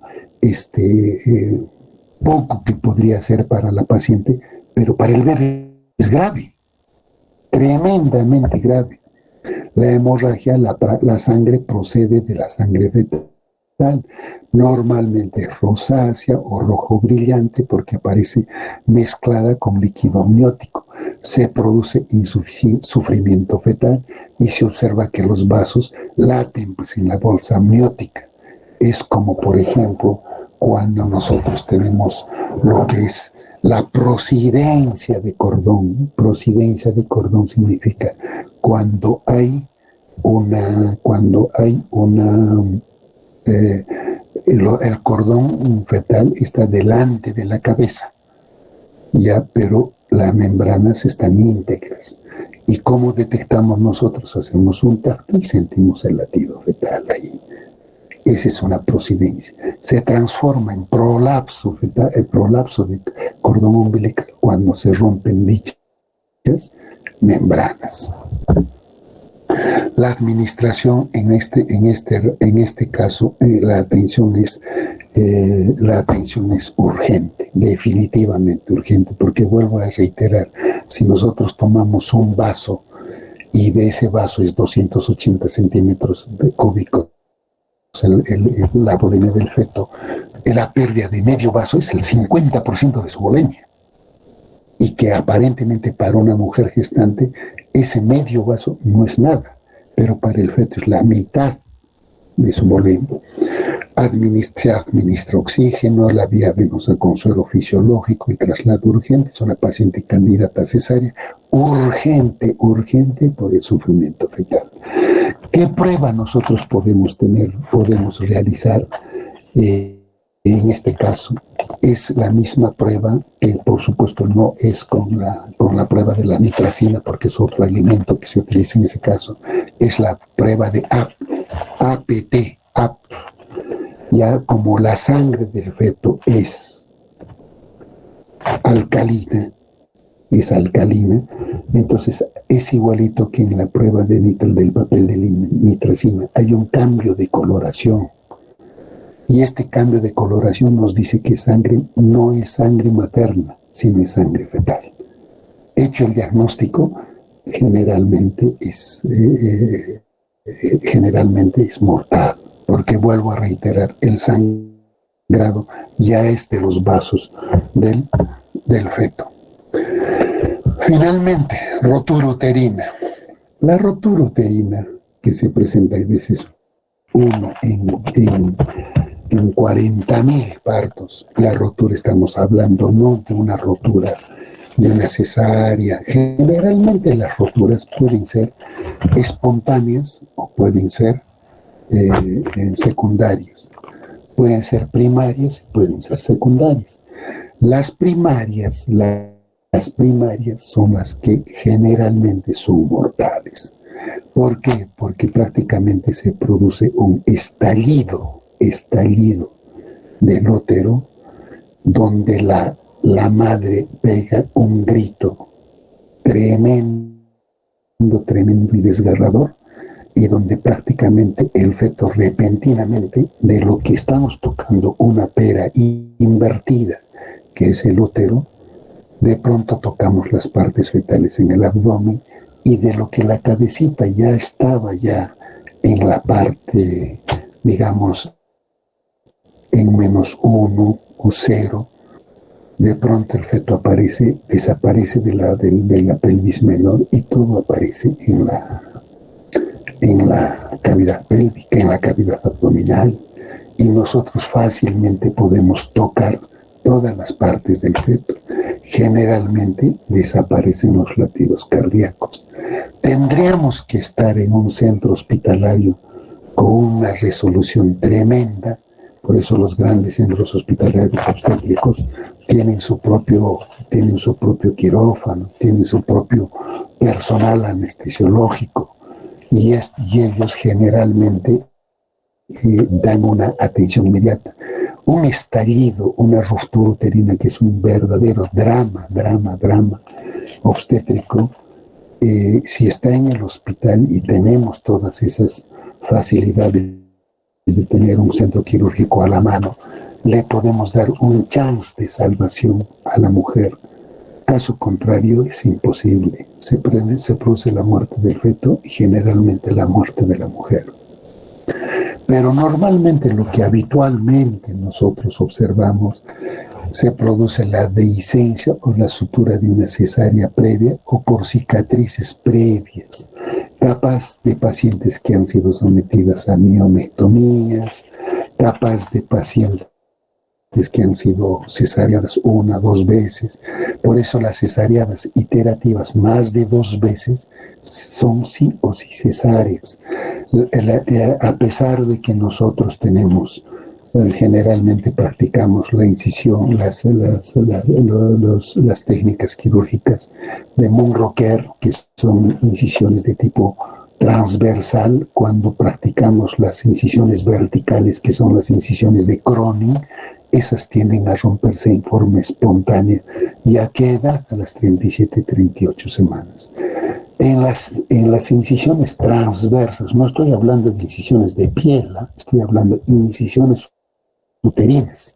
Para poder hacer el procedimiento quirúrgico, la exéresis del recién nacido por vía abdominal, le podemos dar un chance vaginal en el subsiguiente embarazo. ¿Por qué? Porque también en el embarazo tenemos indicaciones absolutas e indicaciones relativas. Una indicación absoluta es, por ejemplo, una estrechez pélvica. La mujer siempre va a ser estrecha en el primer, en el segundo, en el tercer, en el cuarto embarazo. Pero, por ejemplo, una presentación podálica, no todos van a ser siempre podálicos. Una situación transversa, no todos van a ser transversas. Un gemelar, no todos los embarazos van a ser gemelares. Entonces le podemos dar chance vaginal en las incisiones de tipo Munrocker, incisiones transversas en el útero. Pero las incisiones de Cronin, que son verdaderas y que son verticales y que tienen muy pocas indicaciones ahora, que podríamos aceptar que son las situaciones transversas con dorso anterior generalmente. ¿Por qué? Porque nos es difícil poder sacarlo al bebé. Tenemos que tener la técnica y la sapiencia necesaria para poder sacarlo, si no le producimos una serie de traumatismos, fracturas de fémur, fracturas de húmero, fracturas de clavícula. Entonces debemos de practicar ese tipo de eso. Ahora, si nosotros, la clínica de la rotura uterina, tenemos una hemorragia, generalmente es escasa, un estado generalmente grave, dolor abdominal intenso. Esto estamos hablando de la ruptura primaria, El estado, un dolor abdominal intenso, un cese de la dinámica uterina, desaparece el útero de lo que lo estamos tratando, y una atonía. Lo peor que nosotros podemos hacer en este caso es tratar de sacarlo por vía vaginal. Lo peor es inmediatamente bajar la sala de operaciones como está y aperturarla a la paciente. Si es que le podemos dar algún chance de vida, el bebé generalmente es óbito fetal, generalmente. Hay que darle su oxigenoterapia, su vía venosa con suero fisiológico, su cesárea de urgencia, sino que se cohibir la hemorragia, se plantea la histerectomía. Bueno, sí es una cosa que se puede hacer, pero que de todas maneras ya es una situación ya heroica que nosotros podemos practicar y que nosotros podemos tener que hacer.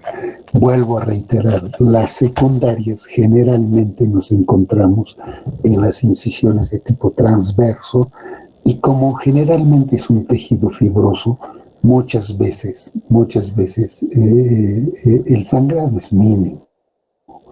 Por eso que cuando nosotros atendemos un parto en una paciente poscesariada, por supuesto estamos hablando de tipo Munrocker, y le hemos dado el chance, atendemos el parto, hemos atendido el parto, el alumbramiento, le hacemos un tacto y vamos y revisamos donde supuestamente está la incisión. Ahí podemos tener 2 o 3 cosas que podemos hallar. Uno, que podemos encontrar un desgarro muscular, pero con una serosa íntegra. Y puede ser pequeño o regular tamaño, 2, 3 centímetros. Si no hay sangrado, lo dejamos y lo observamos bien. Podemos encontrar ya una dehiscencia de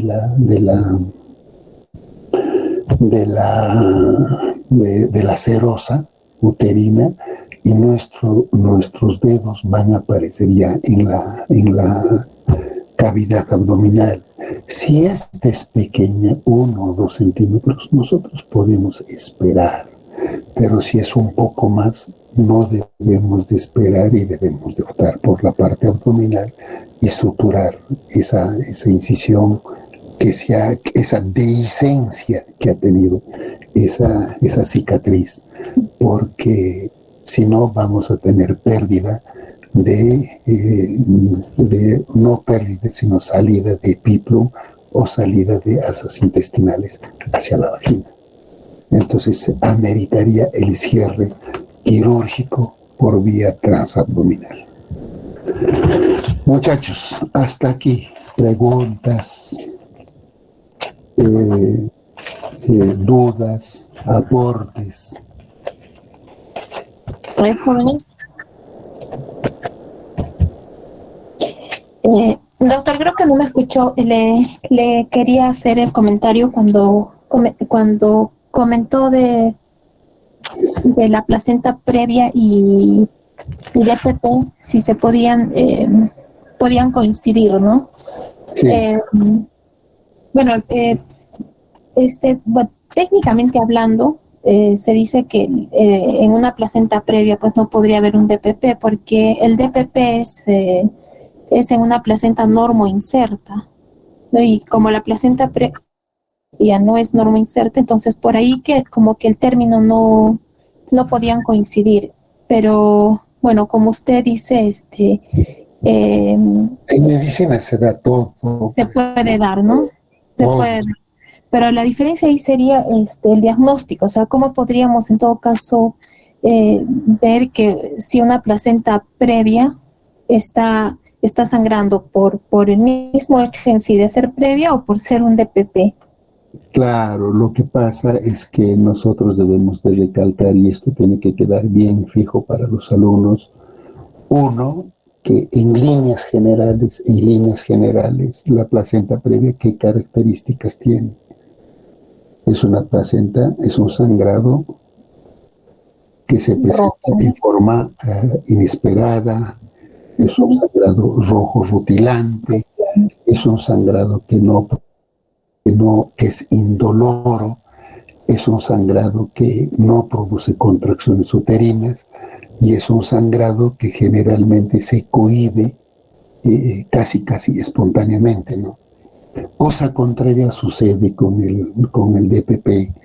El DPP es un sangrado repentino, brusco, doloroso,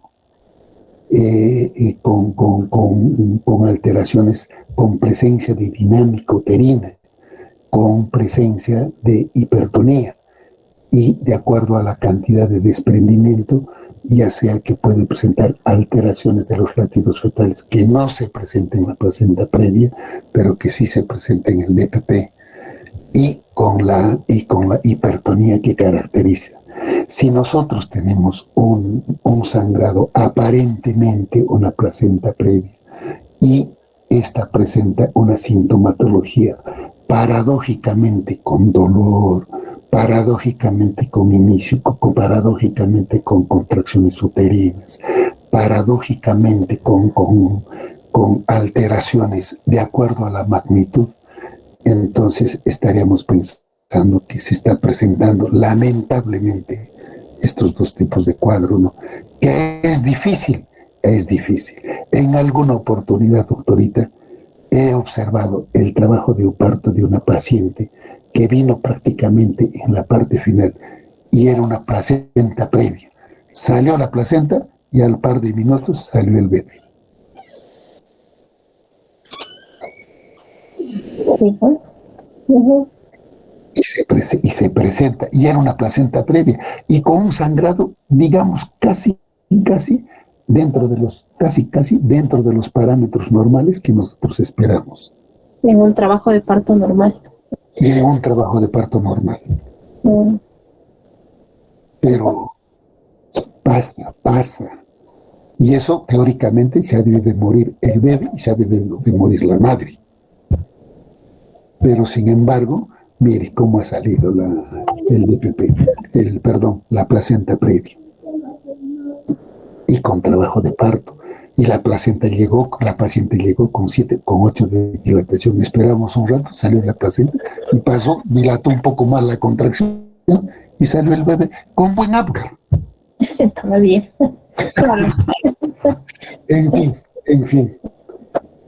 Sí, se ve eso. Bueno, es sí, siempre dicho, en el hospital regional se ven cosas raras.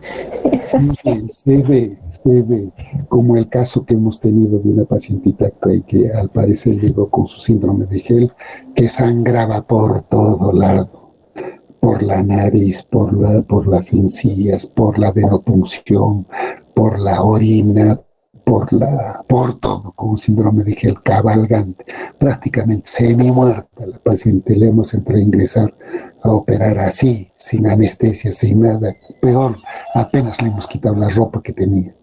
Y sin embargo, la paciente vivió, salió.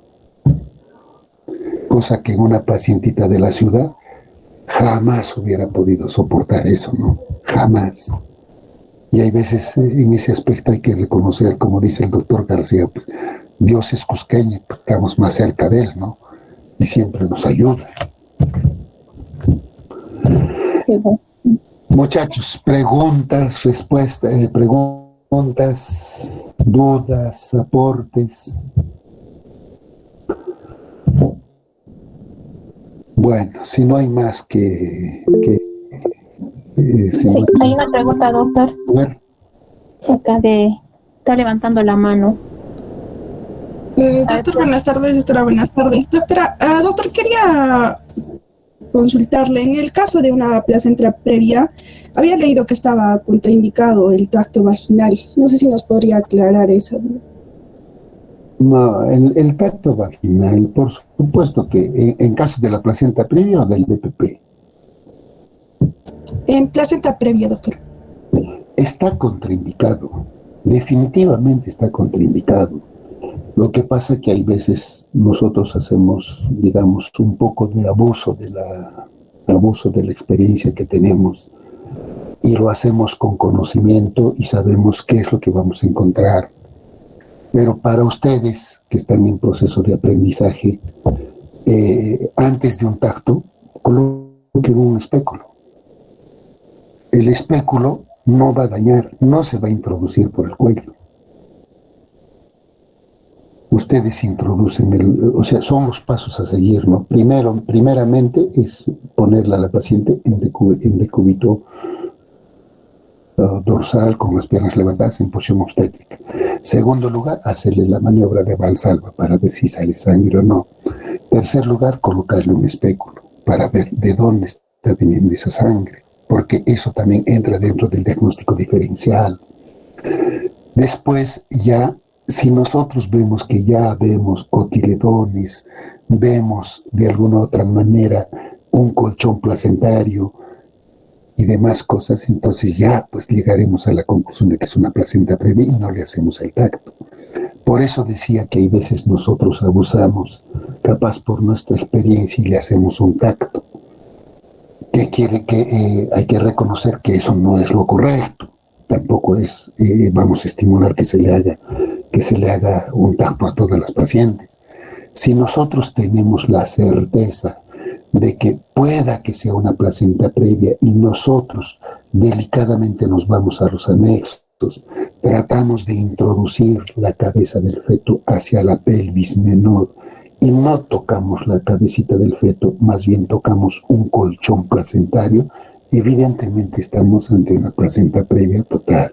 Por supuesto, no en el momento agudo. No en el momento agudo. Pero de que está contraindicado, para ustedes está contraindicado. Para nosotros hay veces abusamos, reconocemos el error, digamos el error secuencial que debemos de seguir. Simplemente hay veces le hacemos el tacto y de frente, probablemente ginecólogo que le haga el tacto, ginecólogo que inmediatamente va a indicar, va a comprobar que es una placenta porque va a tocar el colchón placentario e inmediatamente se la va a llevar a sala.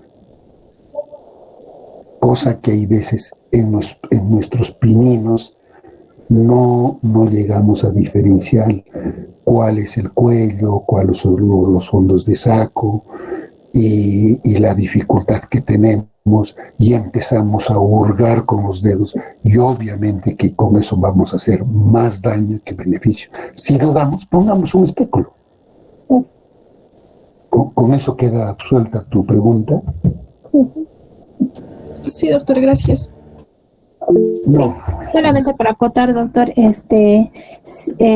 eso, como usted dice, es un abuso de parte de los ginecólogos, pero que también depende dónde vamos a hacerlo, ¿no? Porque si estamos en un centro de salud nivel 1, donde no tenemos ninguna posibilidad de entrar inmediatamente a sala, pues no, pero si estamos en el hospital 3, entonces, bueno, hacemos con toda confianza, por eso tal vez la posibilidad de que podamos hacer el tacto vaginal, ¿no?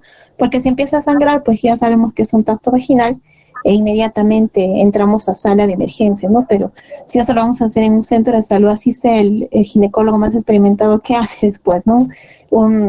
Y tienes un sangrado, vas a generar un sangrado activo, pues entonces vamos a generar más daño a la paciente, ¿no? Pues sí. Perfecta la acotación, doctora. Creo que es lo más correcto que se debe hacer. ¿Está bien? ¿Alguna duda? Doris quiere hacerle una pregunta, doctor. A ver, por favor. Doctor, buenas tardes. Estaba leyendo, doctor, acerca de la placenta previa y en algunos autores indicaban, ¿no?, que en esta placenta previa también puede haber, ¿no?, pero en casos raros, los defectos de la coagulación, que esta base, ¿no?, puede caracterizarse, ¿no?, por un desprendimiento de la placenta prematura. Ajá. Claro, se puede producir, justamente por eso se produce una hipofibrinogenemia. Y por eso les había preguntado qué es el test de Wiener, que eso lo podemos hacer en la periferia. Entonces les había quedado como una tarea, pero definitivamente es agarrar un tubo de ensayo, poner un poco de sangre en ese tubo de ensayo, agarrar con la mano, y si en 4 minutos no coagula, es una hipofibrinogenemia, así a grosso modo, no con cálculo, no cuantitativo. Ya les he dicho en qué consiste el test de Wiener. Ya desarrolló la tarea. ¿Alguna pregunta más, muchachos? No, gracias, doctor. Bueno, en todo caso, doctora Lenny, le agradezco la invitación. Siempre dispuesto en cualquier momento para poder hacer también otro tema, no hay ningún tipo de problema. Y espero que esto sea, pues, espero que se haya contribuido a la formación de los muchachos y que lo principal, lo más resaltante y lo sustantivo de la exposición haya quedado bien en claro para poder hacer una diferencia principalmente en esos dos tipos de patología, la placenta previa y el DPP. Así es. Muchísimas gracias, doctor. Muy amable, más bien, por darnos una muy valiosa información. Bueno, la experiencia del doctor pues es amplia, entonces el doctor ha sido también mi docente cuando yo era mi docente de práctica, ¿no? Nos dictó también algunas clases en la Universidad de INOSAG. Entonces, como siempre, doctor, agradecida con usted y muchas gracias. Bueno, hemos tenido la satisfacción de tener unas clases magistrales como las del doctor Cárdenas. Es todo un maestro pues en el hospital regional. Entonces, muchas gracias, doctor Macías. Gracias a ti, Lenny, y gracias, por supuesto, por la atención a tus alumnos. Muchísimas gracias, muchachos. Muchas gracias, doctora. Muchas gracias, doctora. Gracias. Gracias. Gracias.